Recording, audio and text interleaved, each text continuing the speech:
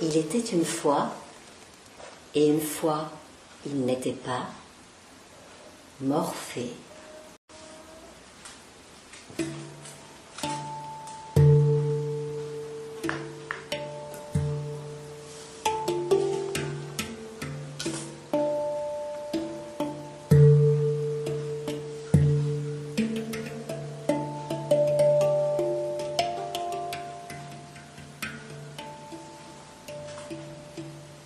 Elle était née sans oreilles, Morphée, et c'était mystérieux. Les deux grands trous noirs qui ornaient sa tête fine semblaient vous inviter à plonger dans l'infini, sans retour possible. Elle était née avec les yeux du ciel, Morphée, et c'était délicieux. Elle vous harponnait du regard et vous étiez conquis, fait comme un rat.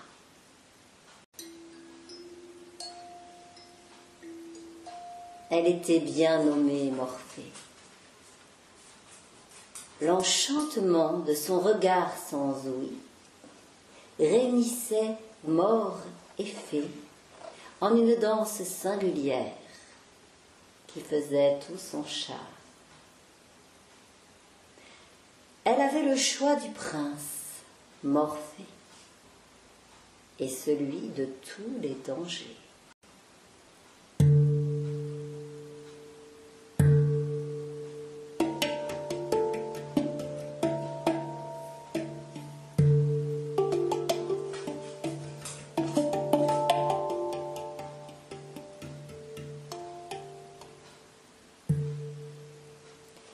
Elle attira d'abord pour ses beaux yeux, et ce fut sa chance. Dieu qu'elle était craquante avec l'éternité dans le regard. On lui sourit beaucoup, et elle mit tout son cœur à rendre l'appareil. Elle faisait miroiter tous les possibles dans l'azur d'une œillade, et reçut beaucoup de caresses pour atteindre ses nuées.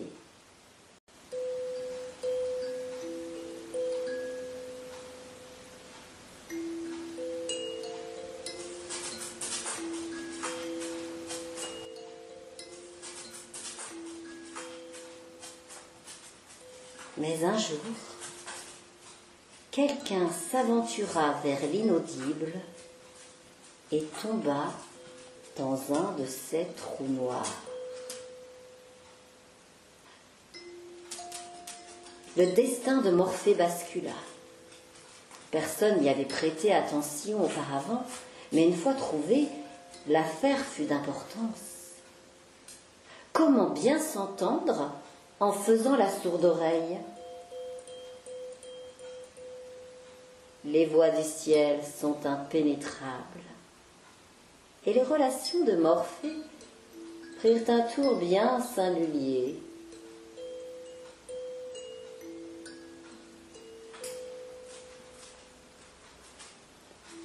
Elle croisa une multitude de gens inquiets de l'avenir.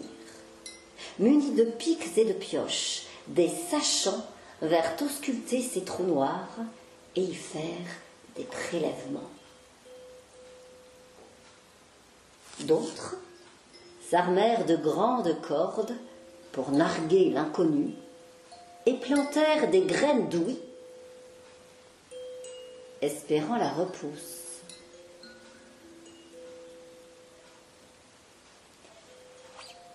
La culture intensive ne révéla que des noms. Le terrain fut classé infertile.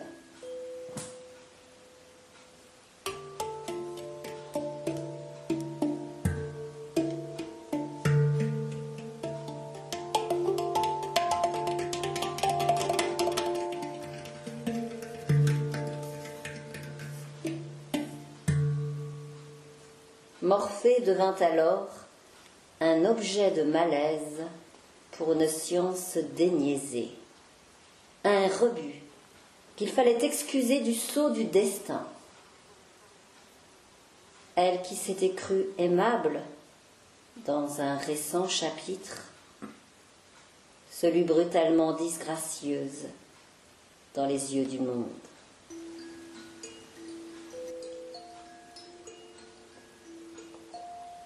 Elle chercha à fuir cette honte et décida de cacher son mystère. Espérant faire diversion, elle cueillit des choux-fleurs et les déposa dans son vide. Mais on l'a pris pour une casserole. Elle songea alors à des marguerites, mais on l'a pris pour un vase. Elle opta pour la discrétion et se mit des crochets. Mais on lui attacha un tableau et elle devint un musée.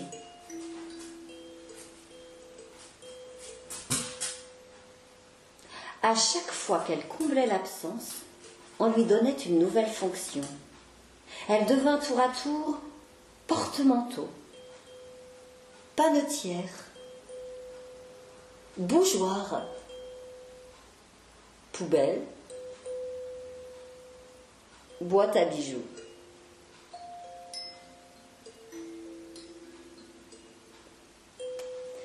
Ainsi, Morphée fit le tour du monde de l'illusion, et personne ne semblait voir le subterfuge. Elle n'en croyait pas ses oreilles. Les gens décidément étaient bien étranges. Ils lui reprochaient ses trous noirs, sans voir qu'ils avaient le même héritage dans les yeux.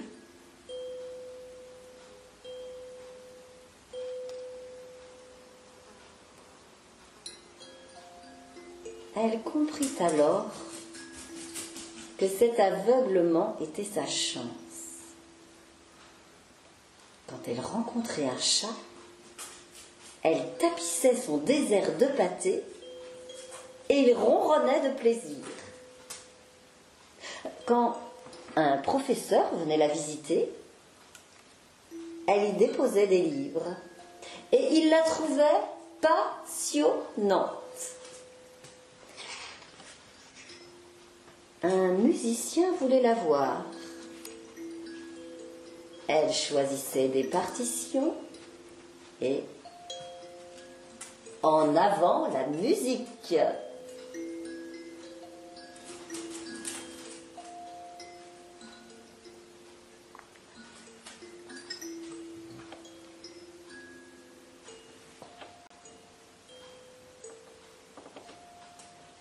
On la crut polyglotte, car elle semblait échanger avec le monde entier.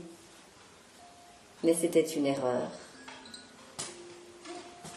Si on lui avait prêté une oreille attentive, on aurait découvert derrière la brillante communicante une petite fée morte de trouille. Morphée ne faisait que prévenir le désir de ses visiteurs pour éviter l'isolement. Elle avait inventé ce stratagème pour ne pas finir au rebut. Comme une boule à facettes, elle réverbérait les visages du monde sans jamais trouver le sien.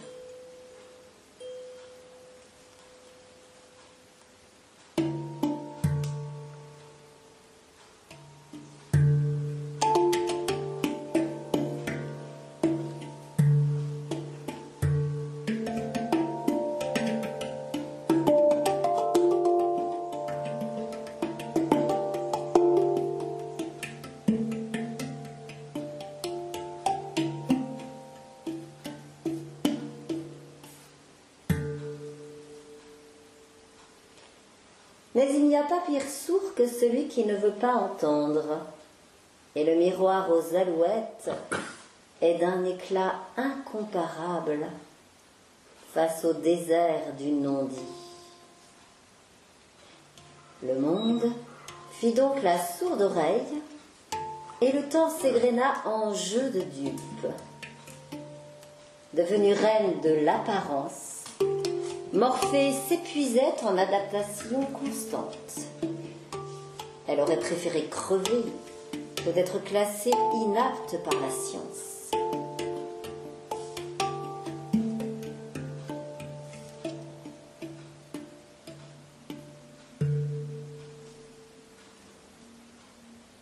Une fois loin des regards, elle adorait enlever ses prothèses pour écouter le silence.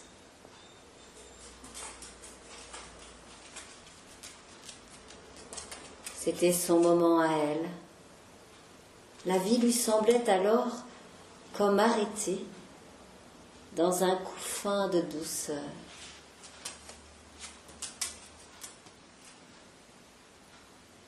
Ses yeux se fermaient pour reposer en paix. Et Morphée s'échappait dans l'ailleurs d'une suspension hors temps.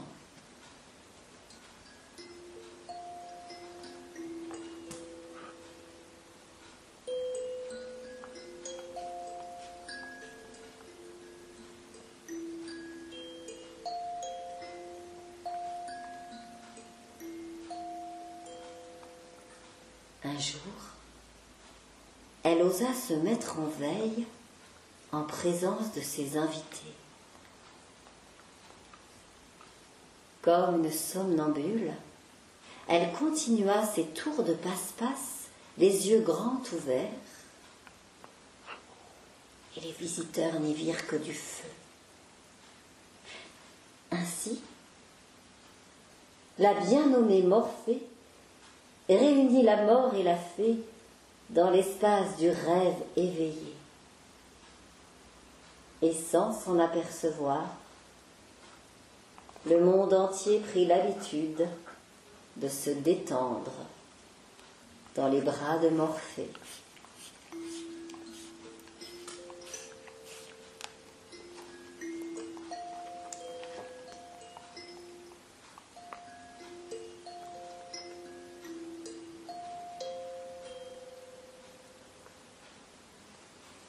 C'est lors d'une de ces pauses que Morphée rencontra son jardinier. Il lui offrit un poème fleuri d'amour qui lui ravit le cœur. C'était la première fois qu'on faisait un cadeau et elle ne sut que faire d'une si troublante attention. Où allait-elle planter ses graines de tendresse? Morphée décida de les semer au fond de son vide pour lancer une invitation au hasard.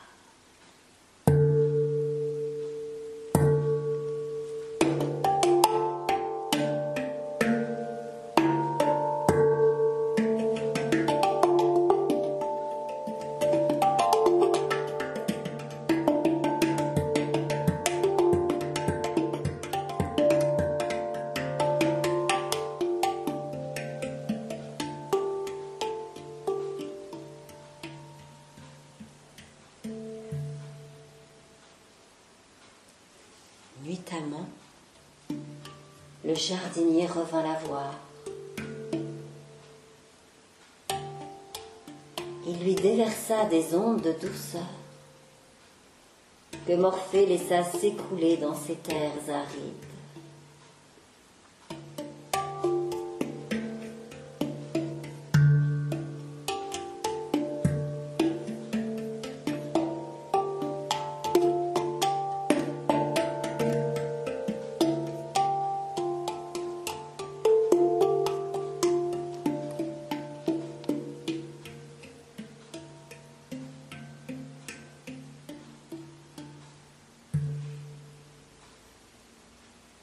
Un jour, Morphée sentit la mélodie du bonheur s'élever de son désert. À force de soins et de patience, son jardinier avait transformé ses 2 entonnoirs vides en gramophones, et il vibrait à présent d'un bouquet enchanteur.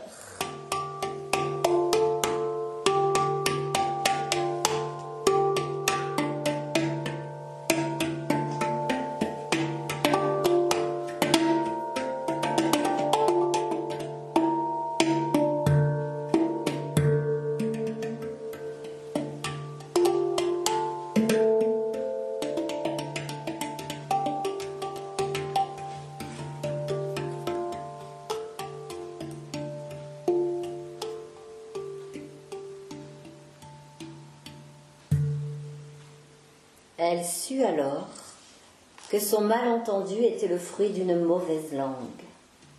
Lorsqu'on goûte la voix de l'amour, on s'entend avec le monde entier.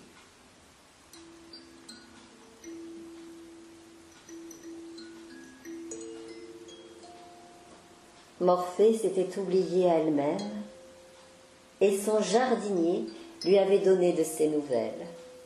Il lui avait fait don du plus beau des cadeaux, celui de se connaître par le cœur. Et perdue de reconnaissance, la belle Morphée embrassa son cœur battant.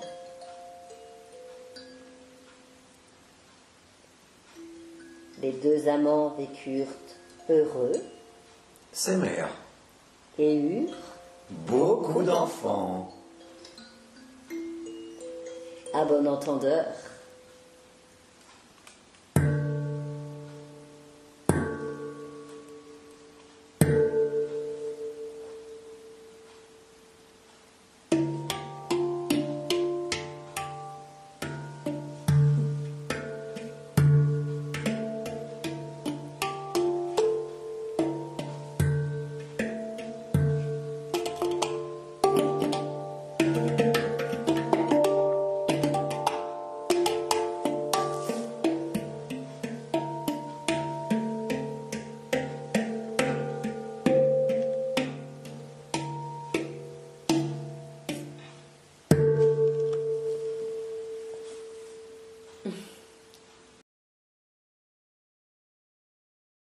Bonjour à tous, vous venez d'écouter La légende de Morphée, coécrite par Pascal et Nathalie Castillan.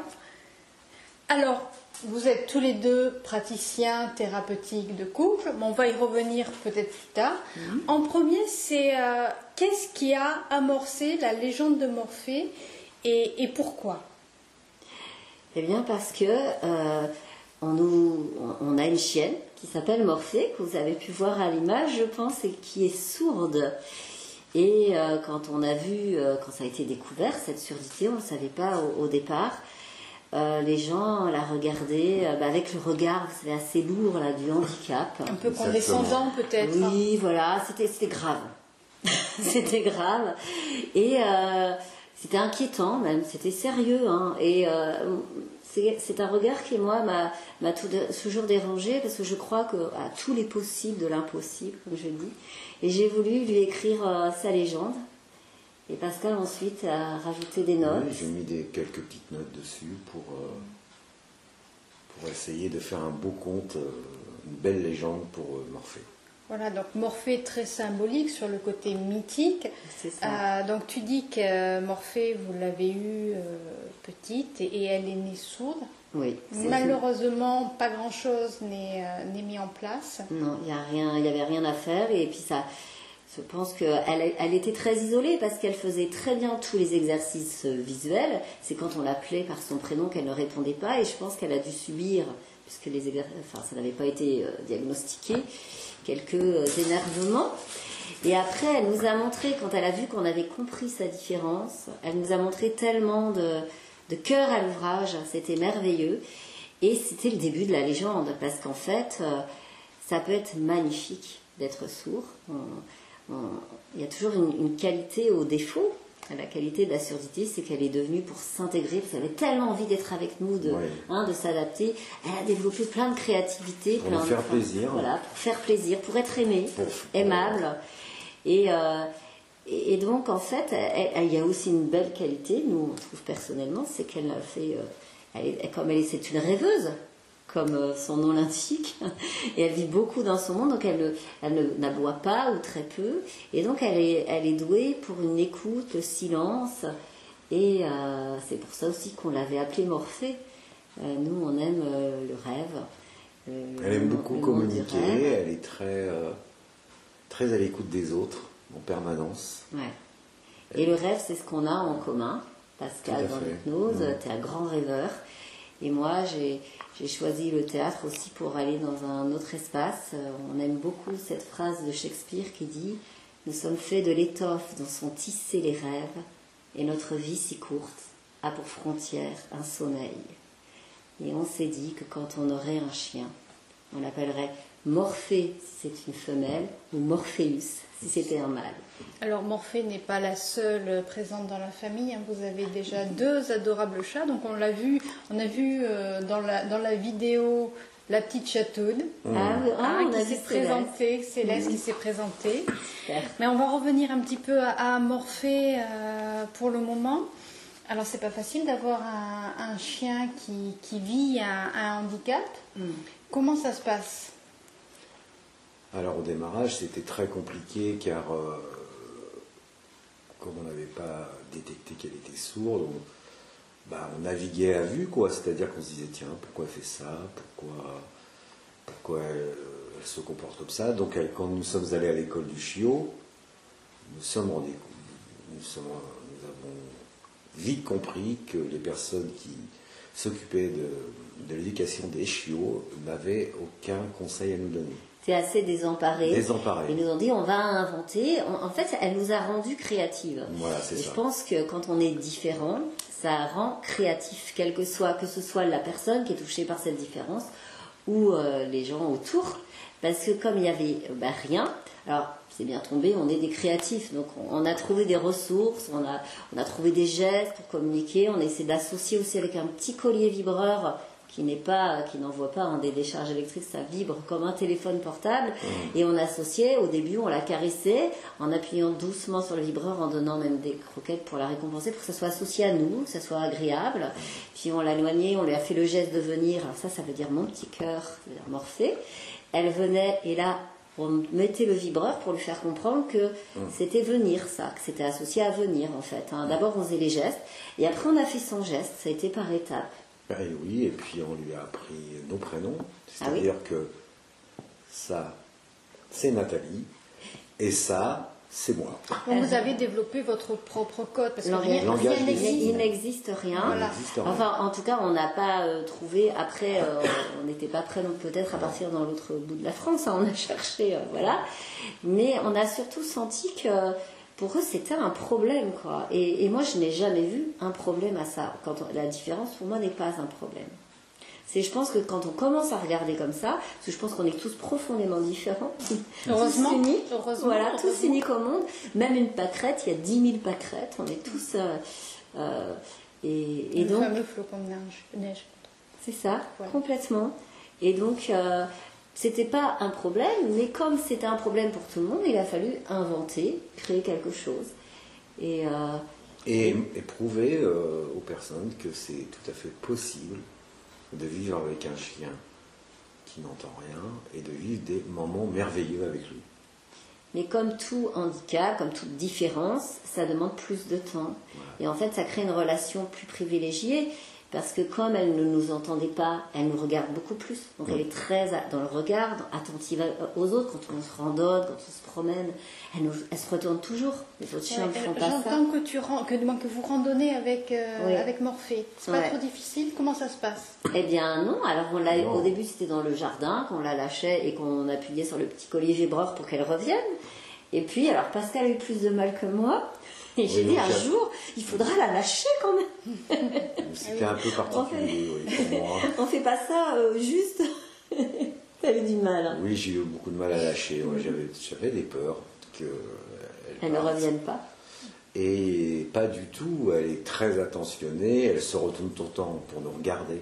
Et elle est revenue la première fois. Elle est revenue tout de suite. Et là, voilà, j'ai compris que je n'avais plus à avoir d'angoisse à l'extérieur avec Morphée.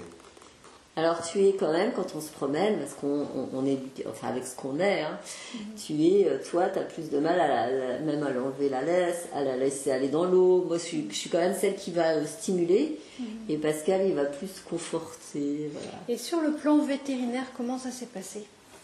Alors sur le plan, le vétérinaire, c'est très simple. D'abord, quand on a fait la visite pour le premier vaccin à 3 mois, ils n'ont pas pensé à faire juste pour voir si elle réagissait au son. Moi, j'ai envie de vous dire, dès que vous avez un animal, testez ça quand même, parce qu'il ne l'a pas fait. Et donc après, quand à l'école du chiot, elle nous a dit, vous êtes sûre qu'elle n'est pas sourde, parce qu'elle fait tout bien tous les exercices sauf le prénom. On a pris rendez-vous chez le vétérinaire, et qu'est-ce qu'il a fait?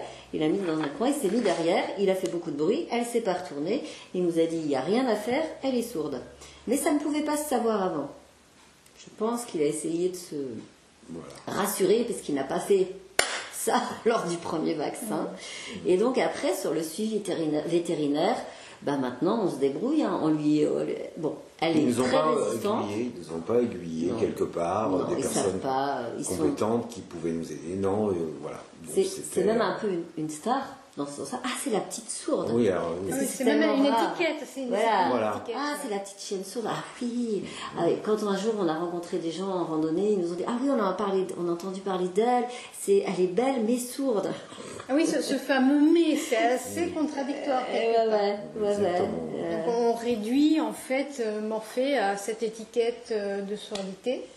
Oui, c'est-à-dire, alors c'est un fait, il ne s'agit pas de remettre en question une réalité objective. On n'est pas en train de dire, dans la légende, mais il n'y a pas que ça. Et justement, elle nous a obligés à être il fallait inventer comment elle allait comprendre le geste avec, voilà. Et donc, elle nous a obligés à aller chercher des créatifs. C'est ça que je dis, c'est que toute personne qui est un peu différente, ou en tout cas qui cultive sa différence, plus que d'autres qui essaient de se mettre comme tout le monde, va obliger l'entourage à aller travailler des ressources. Et ça, c'est un cadeau, le fameux cadeau caché qu'on ne voit pas à la base parce qu'on se dit, mon Dieu, c'est pas comme tout le monde. Donc elle a l'avantage de ne pas être comme tout le monde, de ne pas être comme tous les autres. Et c'est sa parenthèse, c'est sa lumière à elle. Voilà, c'est sa présence à elle. Et nous, c'est peut-être dans notre vie à tous les deux, on a choisi tous les deux d'être artistes à la base avant de devenir thérapeute. Et on sait ce que c'est être différent, être artiste, et on sait ce que c'est. Et je pense qu'elle est venue chez nous parce qu'on a pu accueillir ça finalement simplement. Et c'est ce qu'on voudrait offrir quand on écrit une légende, une harmonie légendaire, puisqu'il y a le handpan. C'est de permettre aux gens de se regarder avec d'autres yeux que les yeux normatifs qui sont... Ah, Morphée s'exprime, elle est d'accord. Oui. Et ça, c'est rare. Ça, c'est rare. Et de plus en plus, elle s'exprime comme ça. Ouais, mais c'est parce qu'elle dit, là, c'est mon moment, vous, le vôtre, il sera un petit peu plus tard dans la vidéo. C'est pour ça. Qu'elle veut garder la vedette un petit peu. C'est la star. C'est la star. Qu'elle en En profite. fait, c'est tout aujourd'hui tourne autour de Morphée, hein, c'est ça qui est important. Et votre vie au quotidien, comment vous arrivez à l'agencer? Est-ce que c'est possible ou est-ce que vous-même vous êtes obligé de vous mettre certains codes par rapport justement à la présence de Morphée qui ne peut pas être réactive à tout? Alors il faut essayer de le plus possible d'être qu'elle nous voit.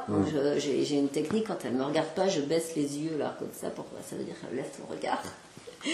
Parce que si elle ne voit pas, on ne peut pas moins communiquer, sinon c'est utiliser le petit collier. Mais voilà, on essaye le plus possible en fait de se voir, parce qu'elle est beaucoup dans le regard. Et les vibrations aussi, quand elle est dehors, sur la terrasse. Ouais. Quand je veux qu'elle rentre, je tape du pied par terre et ça résonne et tout de suite elle vient. On l'a vu quand même réagir au hand tout à l'heure lors de la lecture de la légende de Morphée. C'est les vibrations qu'elle reçoit. Elle est aussi dans cette réaction immédiate. Il ne faut pas l'oublier. Même s'il y a un sens qui est plus fragile ou plus handicap qu'un autre, il y a toujours une perception qui va être amplifiée, qui va être décuplée. Et c'est vrai que les vibrations, quand il s'agit de l'audition, les vibrations sont très souvent perçues avec plus d'amplification. Oui, on le voit, par exemple, on danse, on fait de la salsa, et ben là, on vibre dans des mouvements, et là, tout de suite, elle s'arrête, elle nous fixe. Là, il se passe quelque chose pour elle. Vous dégagez une vibration Voilà, différente. C'est ça. Et à chaque fois qu'on met beaucoup d'énergie, que ça monte, ou que ce soit dans la joie, là, elle est elle perçoit cette amplification. C'est vraiment ça. Oui, oui, et puis c'est plus on est, enfin moi personnellement quand je suis plus angoissé, elle le sait, elle sent. En intensité, En fait, intensité, elle sait qu'il y a quelque chose qui ne va pas, donc elle va se rapprocher pour voir ce qui se passe. On va poser la question. Voilà. Oui, Et oui. oui, elle est toujours à l'écoute de tout ce qui se passe. Alors là, je préviens, parce que ça va venir. Ah oui, alors vous allez entendre un petit Vous bruit. allez entendre un petit bruit. Moi, qu'on arrête. Parce que c'est la programmation pour les chats. C'est leur heure, c'est leurs 4 heures en fait. Donc ça va. Voilà, les croquettes descendent. Les croquettes descendent. On va laisser le petit bruit parce que ça fait partie un peu de l'atmosphère et aussi de cette démarche un petit peu du clan que vous avez créé tous les 5. Ouais. En fait. C'est vrai. C'est un clan, une métamorphose aussi, une cellule en soi. Oui. Et c'est ça qu'est là Morphée qui est tranquillement maintenant endormi à côté de moi. Dans les bras de Morphée. Dans les bras de Morphée. Voilà, c'est exactement ça. Ce qui est important dans cette présentation de Morphée, c'est de rappeler que ce n'est pas parce que nous rencontrons un animal qui a un handicap, qui vit un handicap, qu'il soit détecté à la naissance ou qu'il arrive dans les années, que c'est une fatalité. Qu'il y a des solutions et que même si elles n'existent pas dans l'immédiat, beaucoup de patience, de présence, d'interaction permettent de trouver des solutions, des modes de fonctionnement différents qui vont, eux, permettre de vivre le plus harmonieusement, pour le coup, les uns avec les autres. Et c'est ça qui est important et c'est ça le message derrière. Et qu'ils nous font un cadeau. C'est vraiment ça aussi qu'il faut voir, c'est qu'en étant eux, avec ce qu'ils sont, quel que soit le handicap, on dit, ils nous obligent à aller chercher des ressources et donc ils nous font un cadeau. Et moi qui n'avais jamais eu de chien avant, j'avais été que des chats, je me rends compte qu'heureusement qu'on a Morphée parce que j'aime le silence, j'aime écouter le silence. Et si notre chien avait aboyé trop, ça aurait dérangé mon écoute comme ça. Et donc Morphée est parfaite pour moi. Elle est parfaite, c'est celle que je voulais, sans le savoir. Oui, c'est et vrai. c'est toi qui l'as choisi, parce que tu avais déjà eu des chiens, donc tu connaissais mieux. Mais vraiment, c'est Morphée. Ouais. Voilà, on ne peut pas dire d'autre chose, c'est un bonheur d'avoir cette chienne à la maison. Parce que comme tous les chiens différents, ou les gens différents, enfin qu'on les reconnaît et qu'on essaie d'être en relation avec eux et communiquer, ils nous le rendent, comme les enfants ou les êtres vivants, quel que soit l'être, au centuple. Hein. Oui, c'est vrai.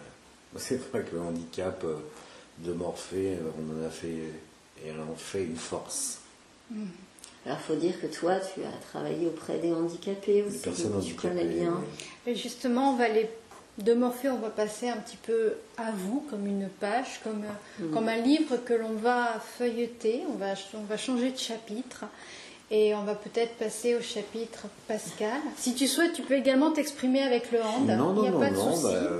Non, je vais parler de moi. Le chapitre Pascal, c'est vrai que tu es hypnothérapeute aujourd'hui. Oui, absolument. Vous co-travaillez tous les deux dans les accompagnements de couple, dans les harmonies légendaires. Exactement. Moi, je Et m'occupe. qu'est-ce qui t'a...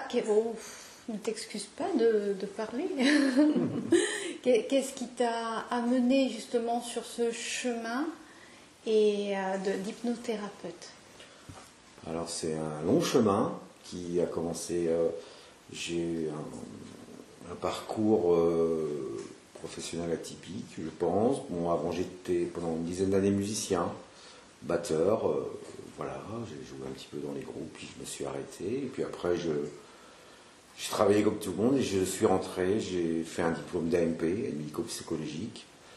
Et puis c'est pour ça que tu disais qu'il avait travaillé dans le service d'accompagnement aux personnes handicapées. J'ai travaillé 20 ans auprès de personnes handicapées. Voilà. Et puis, je suis tombé très malade. Une maladie est arrivée. Est-ce que tu souhaites qu'on en parle un petit peu face caméra ou tu souhaites Non, justement balayer un peu le sujet? Non, je vais faire comme ça, je pense que je peux. Maintenant, bah, j'ai eu un double cancer sur le foie. On me donnait 2 mois à vivre. Voilà, et puis j'ai tenu 7 mois, et puis j'ai été greffé en 2020. 9 mois, ah oui. Alors c'est plus. Heureusement que Nathalie est là. Oui, parce qu'à ce moment-là, j'avais des problèmes aussi cognitifs et assez importants. Et puis j'ai été greffé, et après, avec Nathalie, on a décidé de changer de vie complètement. Voilà, et on a trouvé ici dans le Lot notre cocon, et puis on a beaucoup discuté, et comment changer de vie, on a décidé d'être thérapeute en couple tous les deux et de travailler ensemble. Voilà ce que je peux dire de moi. Travailler ensemble pour accompagner les couples. Voilà, les couples, aussi avec des handicaps, parce que évidemment ça en fait partie, c'est quand même une partie de ma vie importante, où j'ai travaillé, où j'ai vraiment côtoyé le handicap. Et Nathalie, elle, c'est toute sa particularité. Je vais lui laisser la parole maintenant. Oui. Donc on va juste encore une fois tourner la page. Le couple, c'est important aussi à préciser. Dans les accompagnements que vous proposez, ce n'est pas que le couple. Il y a le couple classique, marital, conjoint, autre. Mais il y a aussi toutes les perceptions du couple. Complètement. Voilà. Ça sera un autre volet où on ira plus en profondeur sur de quelle manière vous abordez le couple et l'harmonie légendaire. Et on va finir un petit peu cet astérix de bas de la page pour tourner cette page et aller vers toi, Nathalie, sur ce nouveau chapitre. Ton parcours aussi, il est complètement atypique. Oui, c'est le mien, alors je le trouve normal, mais voilà, en fait, donc j'ai rencontré le théâtre à 8 ans, je vais dire. Avant, j'avais les mots et je m'évadais en lisant. C'est une histoire d'amour avec les mots. Et puis ensuite, j'étais contente d'incarner ces mots, ces auteurs. C'était une belle histoire d'amour. J'étais comédienne pendant plus de 20 ans. Puis, chargée d'action culturelle du château d'Angers, je faisais toutes les visites théâtralisées, notamment La Fée. Et j'adorais écrire des histoires déjà. C'était le voyage avec les mots. Et puis ensuite, je suis devenue coach professionnel en entreprise, autour de la communication, la gestion du stress, des conflits, beaucoup la communication, la prise de parole en public. Et puis, je me suis mise à mon compte et je suis devenue thérapeute en cabinet sur l'intelligence relationnelle. J'ai toujours été fascinée par la relation, parce que relation, ça vient de relater, c'est l'histoire qu'on se raconte à propos. Et donc, ce qui compte pour moi, c'est pas tellement ce qui nous arrive, c'est comment on se raconte. J'aime cette phrase c'est Peter Handke, il dit « Je ne sais rien de moi à l'avance, mes aventures m'arrivent quand je les raconte. » Et voilà, comment on se laisse découvrir par les mots.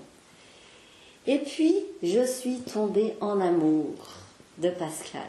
Et là, il était très malade, alors là, ça tombait mal, j'avais jamais voulu me marier, j'étais vraiment... Et là, enfin, je rencontre un amour, et Pascal n'a plus que 2 mois à vivre. Donc, déjà là, ça fait quand même très scénario pour le coup.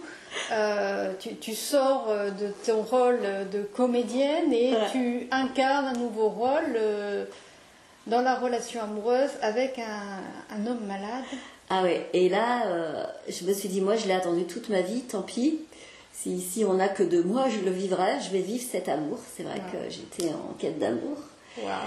Et donc je me suis dit, ok, on se marie.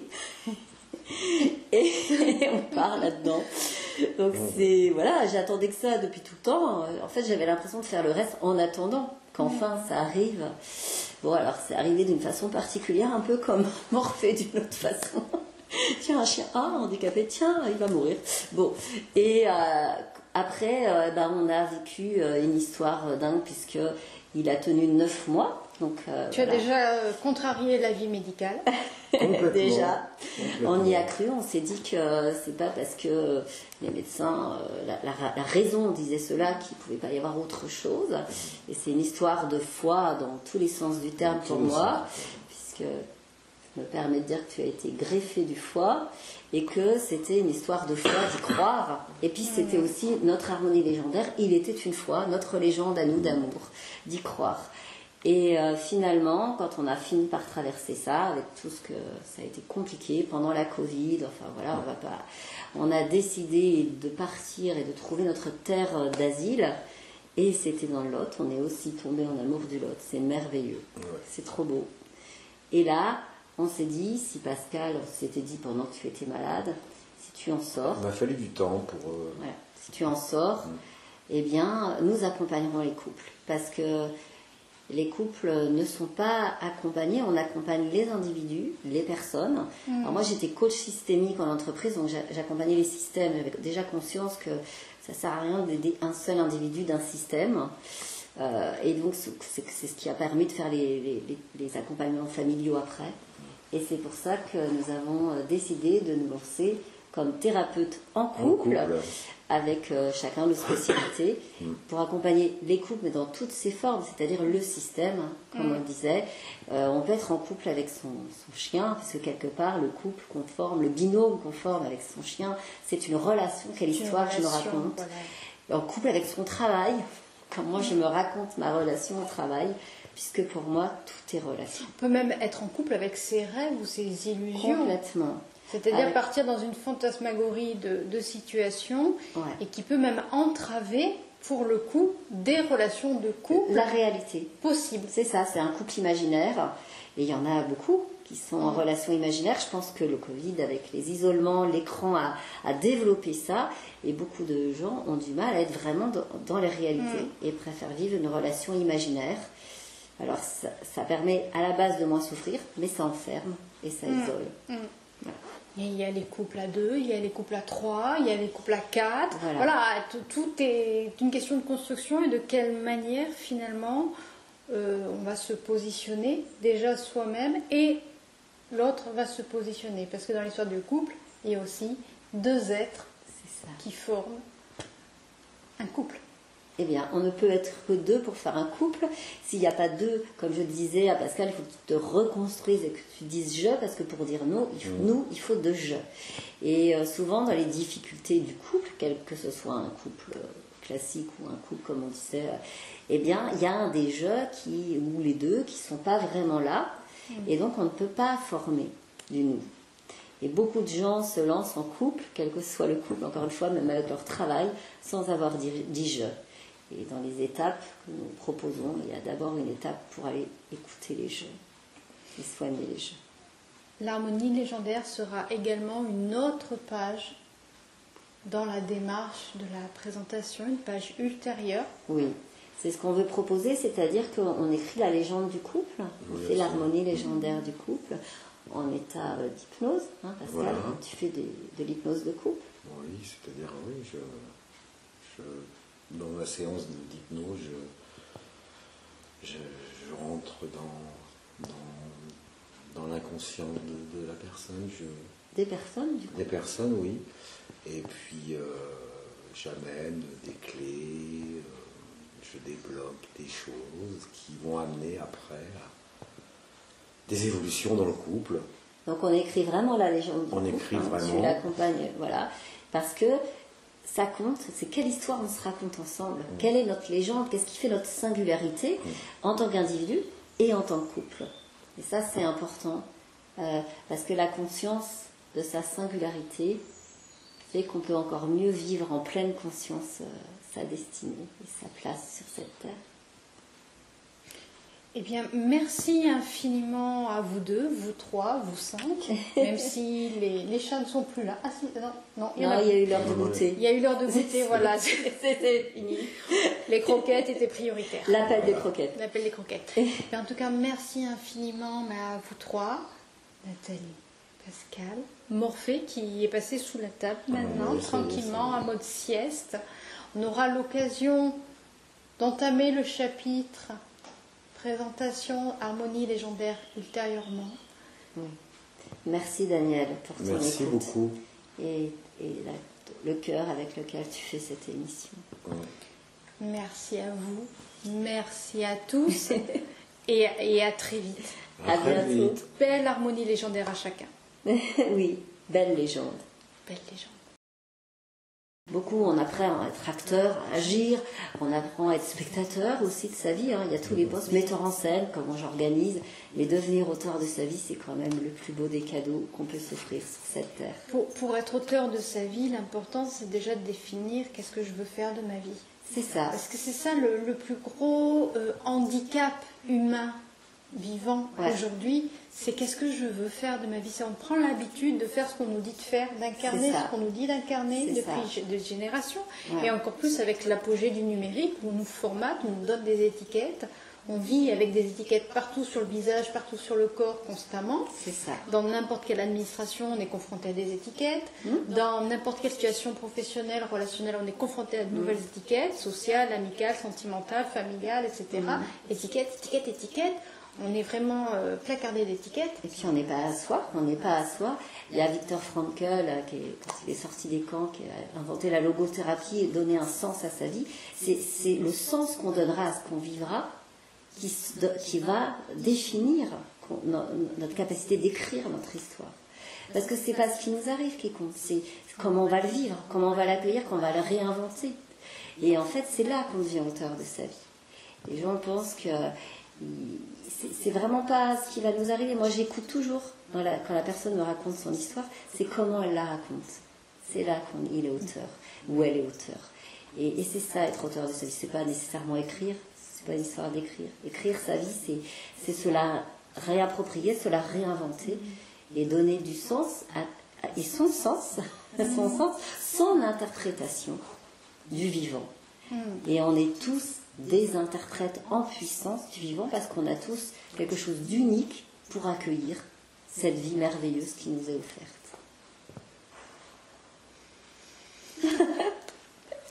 On est scotché là, c'est bon, hein. Et voilà. C'est bien que ça sera diffusé. Ah bon. Oh, c'est bien ça. Un peu d'humour, oui. Ah, mais ça, c'est indispensable. J'en suis bouche bée. Oui, parce que... on est tous bouche bée, en fait, hein, parce qu'elle arrive à nous sortir du plus profond d'elle-même. Hein, Nathalie, tu arrives à sortir du plus profond de toi, cette émergence du mot, mais pas dans le sens verbeux, dans le sens vivant. Incarné, quoi. Incarné, j'incarne. Et ça, c'est important. C'est vrai que ton parcours de comédienne aide énormément, ça c'est bien précis. Et c'est ça aussi, c'est de quelle manière finalement on va incarner cet être sans forcément s'arrêter sur un vécu, parce que c'est souvent un vécu, un passé, une famille peut entraver, peut limiter. Et c'est aussi se dire, voilà, ça, je connais ce scénario, maintenant je décide d'en écrire un autre.